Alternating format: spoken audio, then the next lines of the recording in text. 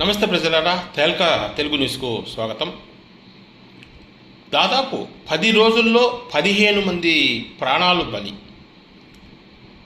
దాదాపుగా ఒక వారం రోజుల క్రితము రాజంపేట నుంచి తిరుపతి వెళ్తుండగా ఊటుకూరు మలుపు దగ్గర 2 న్యాయవాదులు కోర్టుకు హాజరై ఒక కేసు విషయంలో వెళుతూ ఉండగా 2 న్యాయవాదులు అక్కడికక్కడ మృతి చెందారు.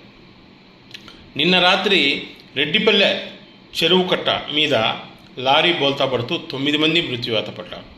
అంతకుముందు రోజున శెట్టిగుంట దగ్గరగా 2 మరణించారు. అసలు ఏంటి ఈ పరిస్థితి? ఈ విషయము సీఎం చంద్రబాబు నాయుడు గారికి తెలిసి కూడా దిగ్భ్రాంతిని వ్యక్తం చేయడము, క్షతగాత్రులకు ఏదేని సహాయం చేయడం చేస్తున్నారే కానీ అసలు ఈ రాజంపేట దాటిన దగ్గర నుంచి బాలపల్లి రేణిగుంట వరకు కూడా చెప్పాలంటే భయంకరమైనటువంటి రోడ్డు ప్రమాదాలు జరుగుతున్నాయి. దీనికి ప్రధాన కారణాలు national highway Hyderabad to Tirupati వెళ్ళేటప్పుడు కడప నుంచి రాజంపేట వరకు ఓలా ఉంటుంది. రాజంపేట దాటిన దగ్గర నుంచి ఒకలాగా ఉంటుంది. కంప్లీట్గా ఈ హైవే విస్తరణ జరగకుండా గ్రామాల మధ్యలో నుంచి చెప్పాలంటే రాజంపేట దాటుతానే ఊటుకూరు, ఆ తర్వాత పుల్లంపేటకు బైపాస్ ఉంది, ఆ తర్వాత రెడ్డిపల్లి చెరువు కట్ట. ఇది చాలా భయంకరమైన మలుపు. నా బాల్యం నుంచి చూస్తుంటే దాదాపు చెప్పాలంటే వందల సంఖ్యలో, చెప్పాలంటే 1000 మంది ప్రాణాలు రోడ్డు ప్రమాదంలోనే పోయింటాయి.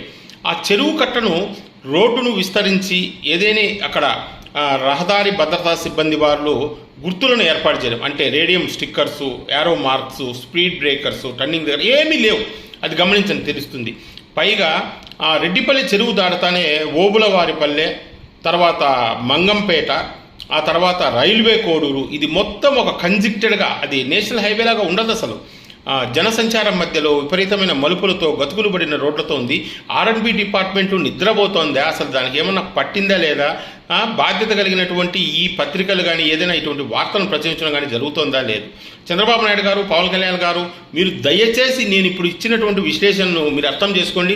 మీరు కూడా రాజంపేట వరకు తిరుపతిలో ఫ్లైన్లో ఎయిర్పోర్ట్లో దిగేసి రోడ్వేలో వచ్చారు. వచ్చిన తర్వాత దానికి రోడ్లు కొంచెం గుంతలకు ఏదన్నా చిన్న చిన్న ప్యాచ్ వర్కులు చేశారు. కానీ మీరు గమనించండి, చాలామంది ప్రాణాలు తీస్తుంది ఈ రాజంపేట టు రేణిగుంట రోడ్డు అనేది.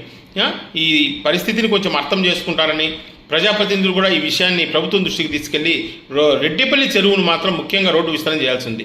తేల్కా న్యూస్ను లైక్ చేయండి, షేర్ చేయండి.